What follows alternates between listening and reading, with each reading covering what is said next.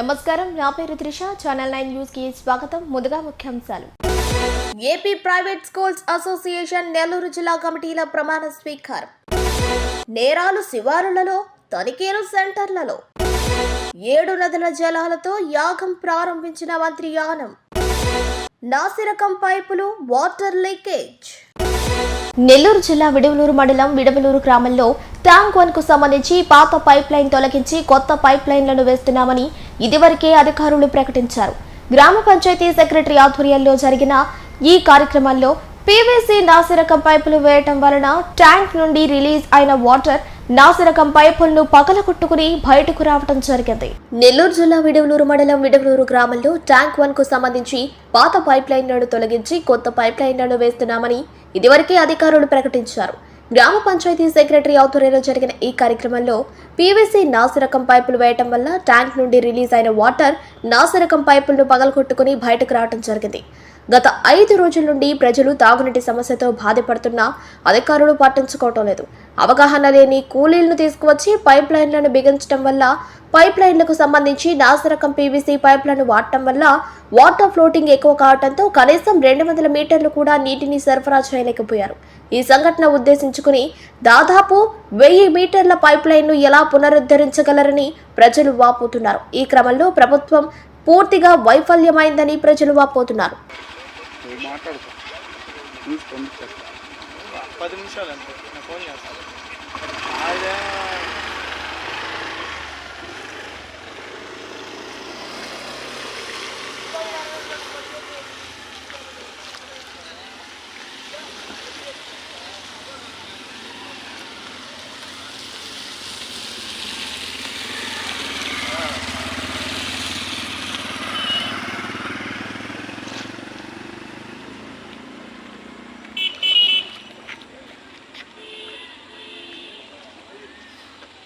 నెల్లూరు జిల్లాలో పోలీసుల తనిఖీలు నామమాత్రంగా మారాయి.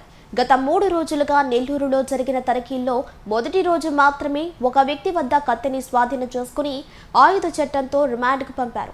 అనంతరం ఈ తనిఖీలు ఒక కోణంలోనే జరుగుతున్నాయి. తనిఖీలు మరిన్ని కోణాల్లో జరగాల్సిన అవసరం ఉందని స్థానికులు భావిస్తున్నారు. దీనికి సంబంధించిన వివరాలు ఇలా ఉన్నాయి. నెల్లూరు నగరంలో 4 నెలల కాలంలో 7 హత్యలు జరిగాయి. వీటిలో 2 హత్యలు కక్షలు లేకుండానే మాదక ద్రవ్యాల కోసం జరిగిన హత్యలు. నెల్లూరు జిల్లా వ్యాప్తంగా మాదక ద్రవ్యాలు భారీగా సరఫరా అవుతున్నాయి. మాదక ద్రవ్యాలు సేవించిన యువత విచ్చలవిడి ప్రవర్తనకు కోరుకుంటున్నారు. అలాంటి వారికి ఎదురు చెప్తే దేనికైనా తెగిస్తున్నారు. గాంజా లాంటి మత్తు పదార్థాలు సేవించి ఎక్కడికి వెళుతున్నారో ఏం చేస్తున్నారో అర్థం కాని పరిస్థితుల్లో ఉన్నారు. పోలీసులు తనిఖీల్లో మాత్రం 2 గంటల పాటు హడావిడి చేస్తున్నారు. ప్రధాన కూడల్లో వాహనాలు నిలిపి తనిఖీలు చేసి వెళ్ళిపోతున్నారు. జరుగుతున్న దారుణాలన్నీ శివారు ప్రాంతాల్లోనే జరుగుతున్నాయి. కొందరు వాహనాలు తనిఖీలు చేస్తున్న సందర్భంగా పోలీసులను చూసి వెనక్కి తిరిగి వెళ్ళిపోతున్నారు. పోలీసుల తనిఖీల్లో కేవలం వాహనాలకు కాగితాలు ఉన్నాయా, లైసెన్స్ ఉందా, వాహనాల్లో కత్తులు తీసుకెళ్తున్నారా అన్న కోణంలోనే జరుగుతున్నాయి. అనుమానం వచ్చిన వారిని అదుపులోకి తీసుకోవాల్సిన అవసరం ఉంది. పోలీసుల తనిఖీలు నెల్లూరు నగరంలో తప్ప మిగిలిన ప్రాంతాల్లో ఎక్కడా పెద్దగా కనిపించడం లేదు. నెల్లూరు నగరంలో కూడా ప్రధానమైన కూడల్లో మాత్రమే ఈ తనిఖీలు చేస్తున్నారు. అఘాయిత్యాలు జరుగుతున్నది, అక్రమాలు చోటు చేసుకుంటున్నది, హత్యలు జరుగుతుందంతా నగర శివారు ప్రాంతాల్లోనే జరుగుతున్నాయి. అనేక మంది శివారు ప్రాంతాలు, కాలనీలను ఎంపిక చేసుకుని వలసలు వచ్చి ఈ ప్రాంతాల్లో నివాసాలుంటున్నారు. అక్రమాలకు అడ్డాలుగా ఈ ప్రాంతాల్లో ఎంచుకుంటున్నారు. గ్రామీణ ప్రాంతాల నుంచి వచ్చిన కొందరు మద్యానికి, మాదక ద్రవ్యాలకు అలవాటు పడ్డారు. నెల్లూరు నగరంలోని కొందరు నేర చరిత్ర కలిగిన వారితో సంబంధాలు పెట్టుకుని బెదిరింపులకు పాల్పడి డబ్బులు గుంజుతున్నారు. పోలీస్ తనిఖీల్లోనే ఇటీవల కాలంలో బుచ్చిరెడ్డిపాలెంకి చెందిన ఓ వ్యక్తి నెల్లూరు సిఆర్పి డొంకలో నివాసం ఉంటూ కత్తులతో సంచరిస్తున్న విషయం బయటపడింది. పెన్నా నది గట్లపై నివాసాలుంటున్న అనేక ప్రాంతాల్లో గంజాయి, స్పిరిట్, మాదక ద్రవ్యాలు దొరుకుతున్నాయి. నెల్లూరు రైల్వే స్టేషన్ ప్రాంతంలో గంజాయి విక్రయాలు జరుగుతున్నాయి. చంద్రబాబు కాలనీ, డైకాస్ రోడ్డు ప్రాంతాల్లో అనేక మంది రౌడీ షీటర్లు, ట్రబుల్ మాంగర్స్ ఉంటున్నారు. వీరిపై నిఘా పెట్టాల్సిన అవసరం ఉంది. కాటన్ సెర్చ్ చేయాల్సిన అవసరం ఉంది. వాహనాలు తనిఖీల్లో మొక్కుబడిగా అందరినీ తనిఖీ చేయకుండా, టైంపాస్ చేయకుండా అనుమానం వచ్చిన వారిని తనిఖీలు చేస్తే అసలు విషయాలు బయటకు వచ్చే అవకాశాలున్నాయని స్థానికుల అభిప్రాయం. నెల్లూరు జిల్లాలో కార్పొరేట్ కళాశాలల కల్చర్ వచ్చిన తర్వాత గంజాయి లాంటి మాదక ద్రవ్యాలు విచ్చలవిడిగా అమ్ముడుపోతున్నాయి. ఎక్సైజ్ అధికారులు కాలేజీలో, స్కూల్స్లోనే కౌన్సిలింగ్ రూపంలో క్లాసులు ఇస్తున్నా అవి పెద్దగా ఎక్కటం లేదు. పోలీసులు తనిఖీలు చేస్తున్న సందర్భంగా వాస్తవానికి వివిధ షాపులు, బ్రాందీ షాపులు, కిరాణా షాపులు, టిఫిన్, బిర్యానీ అంగళ్ళు రాత్రిపూట 10 గంటల వరకు మాత్రమే అనుమతి ఉందని ఏఎస్పీ సౌజన్య ప్రకటించిన ఇది కాస్త పక్కదారి పట్టింది. ఇప్పుడు దాకా ఏంటంటే నెల్లూరు సిటీ కూడా అర్బన్ అయినట్టు ఫీల్ అయ్యి ఆఫీసర్స్ అందరూ 10 కాకుండా 10:30, 11 వరకు కూడా దాన్ని ఎక్స్క్యూజ్ చేశారు. బట్ నిన్న చూసిన వార్త బట్టి మాకు అర్థమైంది ఏంటంటే 10 o'clockకి షాప్స్ అన్ని క్లోజ్ చేస్తాము. ఏదన్నా పర్మిటెడ్ షాప్స్ ఏదైతే ఉన్నాయో లైక్ మెడికల్ షాప్స్ కానీ ఆ పర్మిషన్స్ ఉన్నవి, వాటి టైమింగ్స్ ఉన్నవి అయితే మాత్రం అలౌ చేస్తాము. అది కూడా పర్సూ చేస్తాము, ఎవరి షాప్ ఉంది లేదంటే. సో మెజారిటీ కూడా అన్నట్లకి కూడా షాప్స్ క్లోజ్ చేయడానికి ట్రై చేస్తాము. సో దీనివల్ల అట్లీస్ట్ ఈ చిల్లరగా తిరిగే వాళ్ళు తగ్గుతారని మా అభిప్రాయం. దీన్ని బట్టి ఎవరైనా సరే వాళ్ళ షాప్ క్లోజ్ చేసినా చేయకపోయినా సరే పరిధిలో ఉన్న పోలీస్ స్టేషన్కి కూడా ఫోన్ చేయొచ్చు. నైట్ ఆఫీసర్స్ వచ్చి అలర్ట్ చేస్తారు. సో దీని ద్వారా ఈ రోజు నుంచి ఇంప్లిమెంటేషన్ జరుగుతుంది. ఇక నుంచి కూడా చాలా సీరియస్గా ఇవి ఎదుర్కొని చేస్తాం. ఈ చెక్కింగ్స్ కూడా ఎక్కువ ఇంటెన్సిఫై చేసి ఇక్కడ లా అండ్ ఆర్డర్కి ఒక బేస్. బ్రాందీ షాపులు సైతం ఎక్సైజ్ చట్టం ప్రకారం 10 గంటల వరకే షాప్ ఓపెన్ చేయాల్సి ఉండగా 24/7 బ్రాందీ షాపులు నడుస్తున్నాయి. పోలీసులు తనిఖీలు చేస్తున్న ఒక పక్క వారి షాపులు నిర్వహిస్తున్నారు. టిఫిన్ల పేరుతో, బిర్యానీలు కొనుగోలు పేరుతో వివిధ రకాలైన యాంటీ సోషల్ ఎలిమెంట్స్ పోలీసుల తనిఖీల సందర్భంగా పక్కనే నక్కి జరుగుతున్న విధానాన్ని చూస్తున్నారు. ఉదయం 10 గంటలకు ఓపెన్ చేసి రాత్రి 10 గంటల వరకు క్లోజ్ అవుతాయి. బార్స్ అయితే రాత్రి మనకు ఉదయం 10 నుంచి రాత్రి 11 వరకు ఉంటాయి బార్స్. వైన్ షాపులు 11కు ఓపెన్ చేసి సాయంత్రం 10కి క్లోజ్ చేస్తాం, రాత్రి 10. ఒక రకంగా నెల్లూరులో జరుగుతున్న పోలీసుల తనిఖీలు పరిశీలిస్తే ఈ తనిఖీలు నామమాత్రంగానే కనిపిస్తున్నాయి. శివారు ప్రాంతాల్లో తనిఖీలు చేయకుండా కేవలం నగరంలోనే తనిఖీలు చేస్తున్నారనే విమర్శలు మెండుగా ఉన్నాయి. పోలీసుల తనిఖీలు నిక్కచ్చుగా ఉండాలని స్థానికులు కోరుతున్నారు. నేరాల అదుపుకు పోలీసులు తనిఖీలు అవసరమని, అయితే రాత్రి 10 గంటలకు షాపులు మూయాలన్న నిబంధన కూడా అమలు చేస్తే బాగుంటుందని స్థానికుల అభిప్రాయం. ఆత్మకూరులో ముఖ్యమంత్రి చంద్రబాబు నాయుడు 75వ జన్మదిన వేడుకలు ఘనంగా ప్రారంభమయ్యాయి. మంత్రి ఆనం రామనారాయణ రెడ్డి ఆయుర్దేవత హోమాన్ని ఆయన ప్రారంభించారు. 7 నదుల జలాలతో ఈ యాగాన్ని ప్రారంభం చేశారు. ఈ కార్యక్రమానికి వేలాదిగా అభిమానులు, మహిళలు హాజరయ్యారు. ఈ సందర్భంగా ముఖ్యమంత్రి చంద్రబాబు నాయుడు దీర్ఘాయు కలిగి ఉండాలని యాగంలో వేద పండితులు ఆశీర్వచనాన్ని అందజేశారు.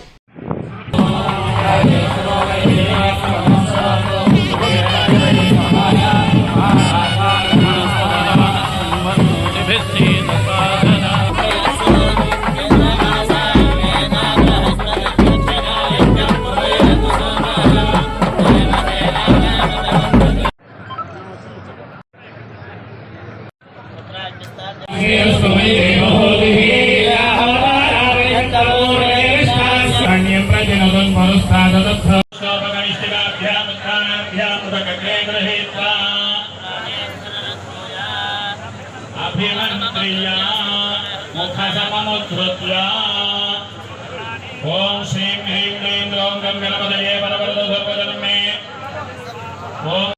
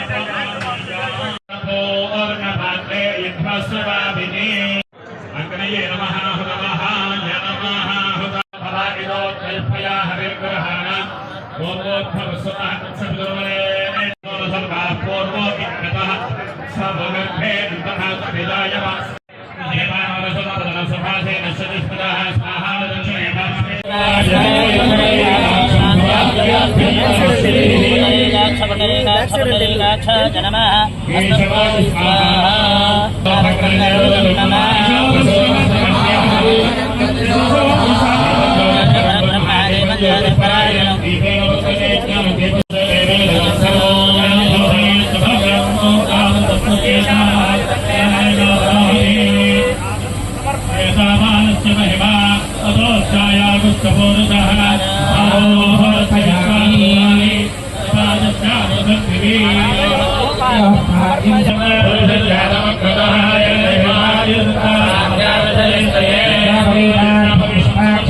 నెల్లూరు జిల్లా బుచ్చిరెడ్డిపాలెం మండలంలోని జొన్నవాడలో వెలిసి ఉన్న శ్రీ మల్లికార్జున స్వామి కామాక్షితాయి ఆలయంలో రాష్ట్ర ముఖ్యమంత్రి నారా చంద్రబాబు నాయుడు జన్మదిన సందర్భంగా ఆలయ అర్చకులు ప్రత్యేక పూజలు నిర్వహించారు. ఈ సందర్భంగా వారి గోత్రనామాలతో సహస్రనామార్చన పూజ, కామాక్షితాయి అమ్మవారికి ఖడ్గమాల పూజ, లక్ష్మీ గణపతి స్వామి, సుబ్రహ్మణ్యేశ్వర స్వామి వార్లకు అష్టోత్తర శతనామార్చన పూజలు, నిత్య కళ్యాణం, అన్నప్రసాద వితరణ నిర్వహించినట్లు ఈవో అరవభూమి వెంకట శ్రీనివాసులు రెడ్డి తెలిపారు.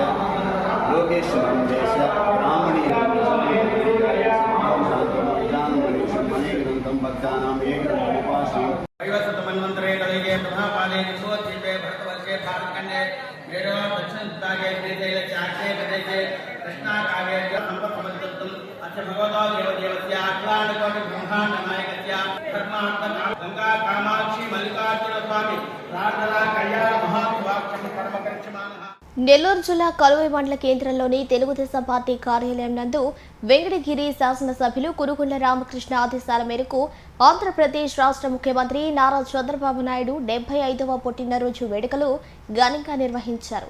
ముందుగా కేక్ కట్ చేసి అందరూ స్వీట్స్ పంచుకున్నారు.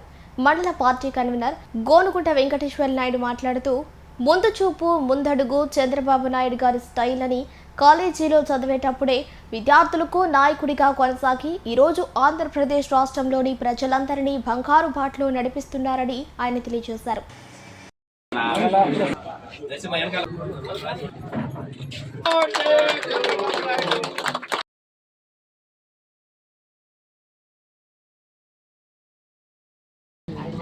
ఐదుకేనా కార్యకర్తలు కూడా పెడతారా?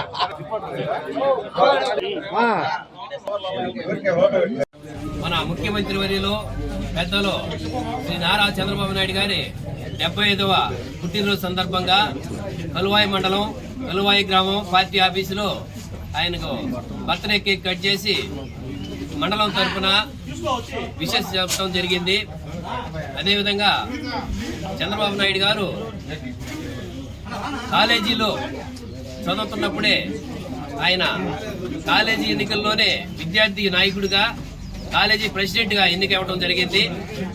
తర్వాత ఆయన ఎంఏ పొలిటికల్ సైన్స్ చదివి అప్పుడు డిగ్రీ పూర్తయిన తర్వాత కాలేజీ బయటకు వచ్చిన వెంటనే ఆయన ఏం గమ్ముకొండ యువజన నాయకుడిగా యూత్ కాంగ్రెస్ లో ప్రముఖ చిత్తూరు జిల్లా తిరుపతిలో ప్రముఖ పాత్ర పోషిస్తూ ఆనాటి ప్రధానమంత్రి శ్రీమతి ఇందిరాగాంధీ గారు తిరుపతి పర్యటనకు వస్తుంటే ఈయన ప్రత్యేకంగా ఆమెను ఆకర్షించే విధంగా ఏ విధంగా అంటే ఆ రోజుల్లో 75, 76లో 76, 77లో ఎక్కడ టీ షర్ట్లు అనేది మనకి ఇక్కడ బిల్డింగ్ లేదు.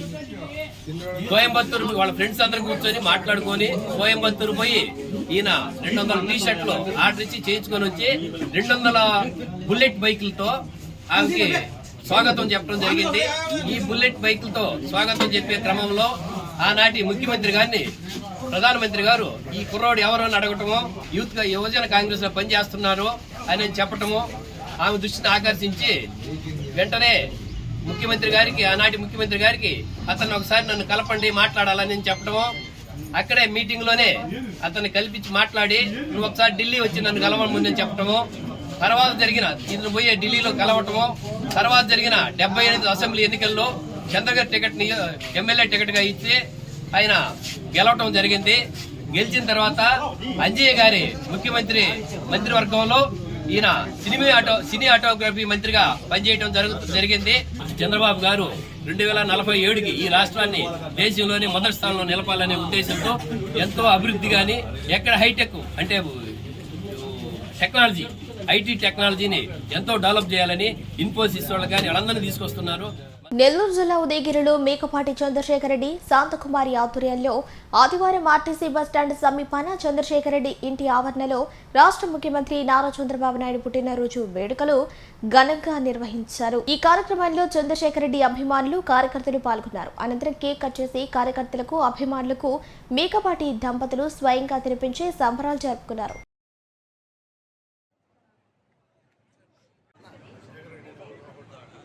నెల్లూరు జిల్లా ఉదయగిరిలో మేకపాటి చంద్రశేఖర్ రెడ్డి శాంతకుమారి ఆధ్వర్యంలో ఆదివారం ఆర్టీసీ బస్టాండ్ సమీపాన చంద్రశేఖర్ రెడ్డి ఇంటి ఆవరణలో రాష్ట్ర ముఖ్యమంత్రి నారా చంద్రబాబు నాయుడు పుట్టినరోజు వేడుకలు ఘనంగా నిర్వహించారు. ఈ కార్యక్రమంలో చంద్రశేఖర్ రెడ్డి అభిమానులు, కార్యకర్తలు పాల్గొన్నారు. అనంతరం కేక్ కట్ చేసి కార్యకర్తలకు, అభిమానులకు మేకపాటి దంపతులు స్వయంగా తినిపించి సంబరాలు జరుపుకున్నారు.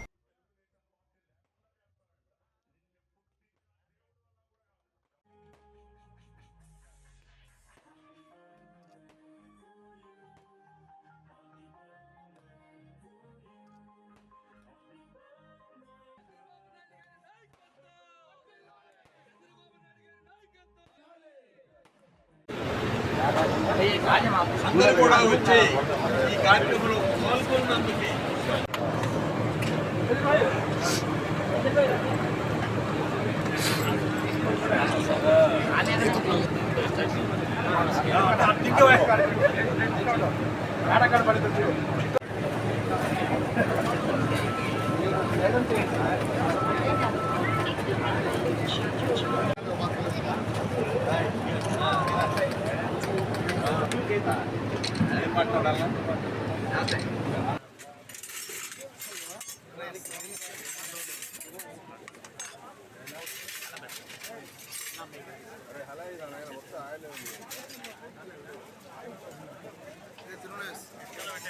రాష్ట్ర ముఖ్యమంత్రి నారా చంద్రబాబు నాయుడు జన్మదిన వేడుకలు బుచ్చిరెడ్డిపాలెంలో టీడీపీ నాయకుల ఆధ్వర్యంలో అంబరాన్ని తాకాయి.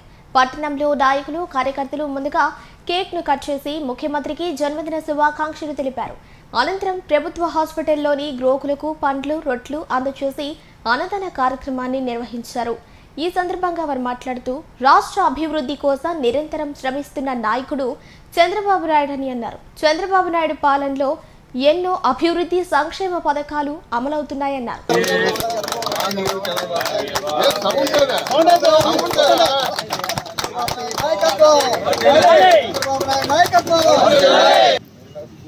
ఒక్క నిమిషం కోదనాథ్ గారు ఆ టోపీ పెట్టుకొని ఏమి కనపడుతున్నా రెడ్డి వచ్చిన నువ్వు కూడా అమ్మ ముందుకురా.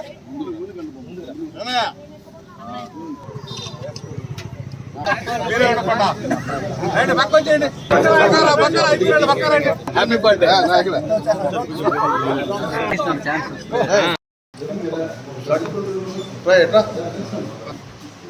మన రాష్ట్ర ముఖ్యమంత్రి వర్యులు శ్రీ నారా చంద్రబాబు నాయుడు గారి జన్మదినం సందర్భంగా బుచ్చిరెడ్డిపాలెం నగర పంచాయతీ ప్రజల తరపున, కౌన్సిల్ తరపున జన్మదిన శుభాకాంక్షలు తెలియజేసుకుంటున్నాను.